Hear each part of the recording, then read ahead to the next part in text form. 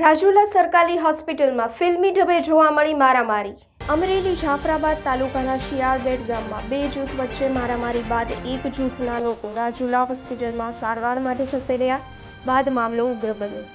સામેના જૂથના લોકો 10થી વધુ લોકો લાકડીઓ ધોકા લઈ રાજુલા સિવિલ હોસ્પિટલમાં ઘૂસી હુમલો કર્યો। ઈજાગ્રસ્ત લોકો સારવાર લઈ રહેલા અને હોસ્પિટલ પટ્ટાવાળા કર્મચારી, એક વકીલ સહિત 5 લોકો પર હુમલો કર્યો। વકીલ અરવિંદ કુમાર ઉપર હોસ્પિટલ ગ્રાઉન્ડમાં ધોકા વડે અજાણ્યા ઈસમોએ હુમલો કર્યો।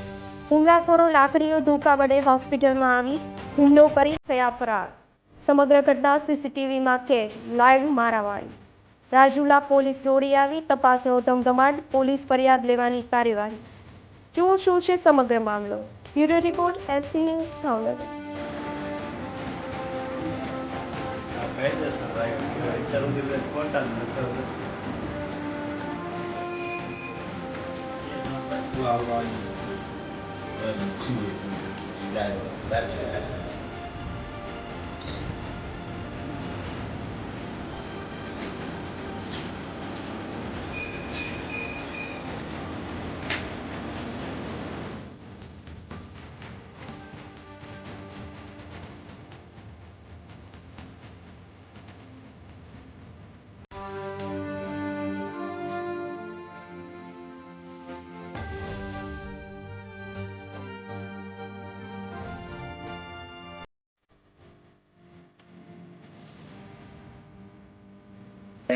એક જાફરાબાદ મરીન પોલીસ સ્ટેશનના શિયાળબેટ જે ટાપુ આવેલ છે ત્યાં આગળ એક ઝઘડાનો બનાવ બન્યો હતો। જે ઝઘડાનો બનાવ મેઇનલી એ બાબતનો હતો કે જે ફરિયાદી છે એ ફરિયાદીની પોતાની રિક્ષા છે ને રિક્ષાના ભાડા બાબતની બબાલ હતી।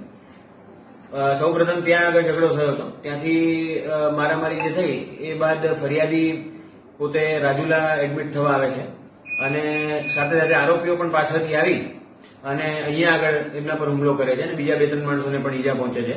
તો આ રીતનો એક બનાવ બનેલ હતો। અત્યારે એ જે બનાવ બન્યો છે એ બાબતની ફરિયાદ લેવાની પ્રક્રિયા ચાલુમાં છે। સર, કેટલા લોકો ઉપર હુમલો કર્યો?